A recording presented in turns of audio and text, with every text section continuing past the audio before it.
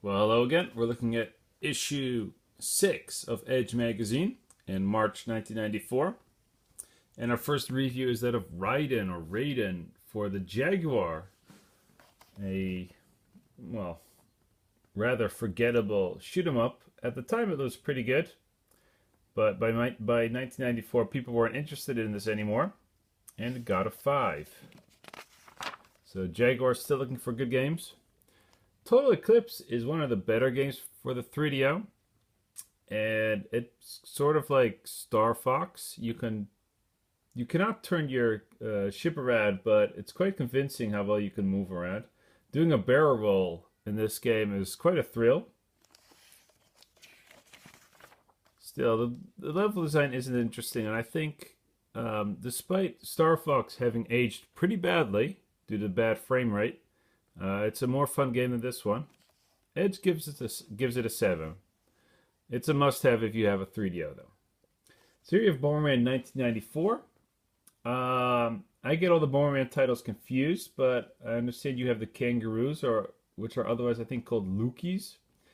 And so that's a little different. I've never liked them because I prefer Bomberman without the Lukis because you can take an extra hit and they also give extra abilities.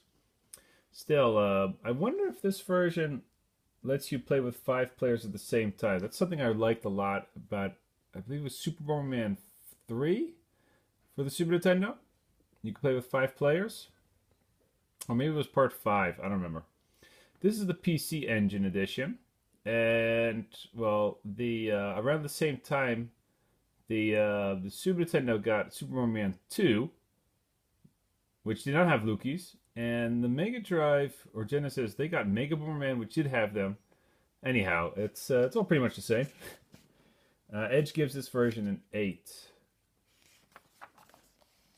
Here we have Goomon Part 2 for the Super Nintendo, which is a faithful sequel to the original, which was very good and underrated for the Super Nintendo.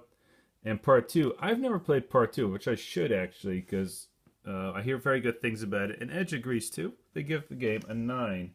And in case you aren't familiar with the series, it's an action RPG of sorts with a lot of mini games and funny characters, and it plays very well. It's made by Konami. So yeah, Legend of the Mystical Ninja, it's called in America. I don't think Part 2 made it to the States, but I'm sure you could find a way. On to Night Trap for the 3DO, which looks a little bit sharper than the Sega CD, but it's still Night Trap, which is silly. So don't waste your time on that. Gets a 5. Delta 5 gets a 2-page commercial. Looks good, but I'm not familiar with the game. By US Gold. Remember them? It's a British company, in case you didn't know that. Oh, another annoying full motion video game. This one called Ground Zero Texas, which was expensive to make. It had good acting, but still a pretty silly game. Made for the Mega CD. Sort of a must-have for the Mega CD because it's probably the best full motion video game for that system. It gets a 5 though. So you have Mortal Kombat 2, a fantastic improvement over the original. I've never liked Mortal Kombat 1 that much, except for the sounds and graphics, but it didn't play very well. I hardly spent any quarters on it. I just had just as good time watching other people's play. Mortal Kombat 2, the roster became more diverse. Every character went from 2 to 4 special moves. That's Sub-Zero at 3, but whatever. And they doubled the fatalities. Some gameplay improvements when it was a bit faster. I didn't think the graphics got better than Part 1. I actually liked the way that Mortal Kombat 1 looked like a kung fu movie, whereas Mortal Kombat 2 looked, I don't know, it had its own style, which was pretty good, but I've always preferred looking at Mortal Kombat 1. Edge gives it a 9, and even has a couple of secrets. Ooh. Which isn't very typical for Edge. This is the arcade version, by the way. And the console versions for the Genesis and Super Nintendo were pretty good. Yeah, especially the Super Nintendo version. Fatal Fury Special gets an 8, and it's a lot like Fatal Fury 2, which was a above average fighting game, but now they doubled the roster to 15 characters. I don't know if you could jump back and forth into the background like in like in Fatal Fury 1. I think you can. Yeah, that was still the case. I never liked that aspect. So we have somebody entering the room and going. Oh, the Fatal Fury Special was for the Neo Geo. Gets an A, but there's a pretty good version for the Super Nintendo. Voyeur for the CDI. Very mature game, as you could tell by the name, and it's a mystery of sorts. It only gets a 5, but one of the more interesting games for the CDI, if you ask me, because it has high production values, kind of like Ground Zero Texas. Another classic, Alone in the Dark 2, which was mostly longer than Part 1, played more or less the same. I never liked the graphics because they looked very cartoony. I mean, look, this is the clown, and here's a chef of sorts. The backdrops were pre-rendered. This game played a lot like Resident Evil. Actually, I should say the other way around. Resident Evil played a lot like Alone in the Dark 2, and it was the same premise. It's a scary game where it's otherwise just a click and carry puzzle adventure.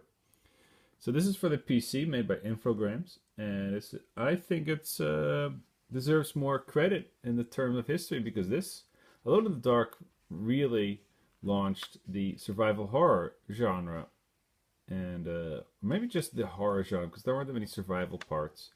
Resident Evil added more to that, but still, this game gets a 9, and deservingly so. Maybe an 8 would have been better. It's not that awesome, but. Yeah, Alone in the Dark 2. And that's for reviews this month. Future Magazine has other magazines. I don't see any magazines on the Amiga anymore, so that must be dying out. And here we have an interview with Arthur McLean, who you might know from International Karate on the Commodore 64.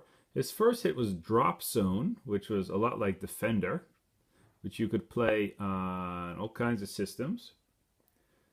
And after that, he got into pool games. So, billiard and pools, I don't know the difference, but that's what he got into. But in the early 90s, he was mostly known for the International Karate Games. And apparently, he talks in the interview about how rich he's become off of those games, so that's good.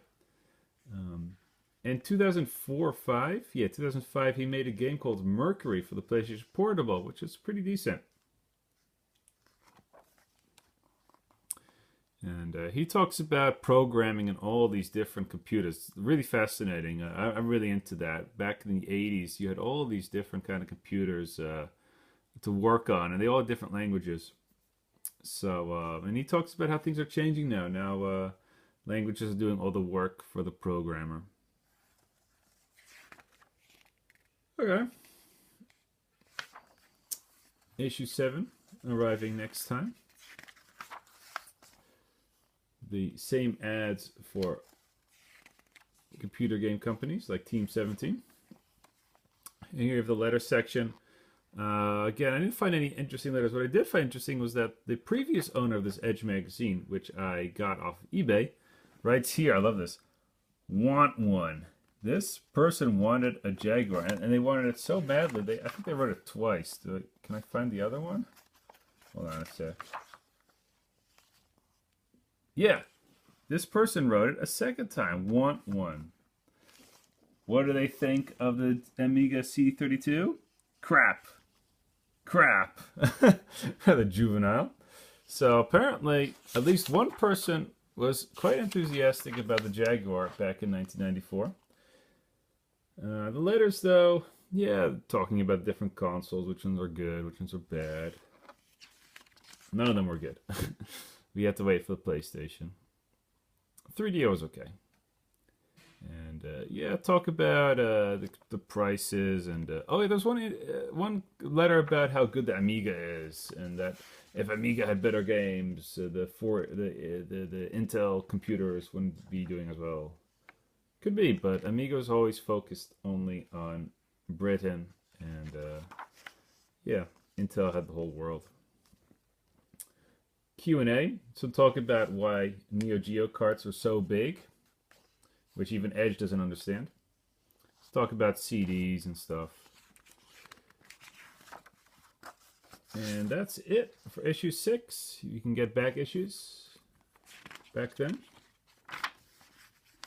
And next time we'll be discussing Laser Active. Can you believe this? So 1994, people are still talking about Laserdisc. I thought that was so 80s. If you look closely, you might be able to see the G. So there should be another E here. I think that's pretty cool. And yes, next time we will be discussing Edge Magazine issue 7. And this was issue 6, March 1994. Have a good day.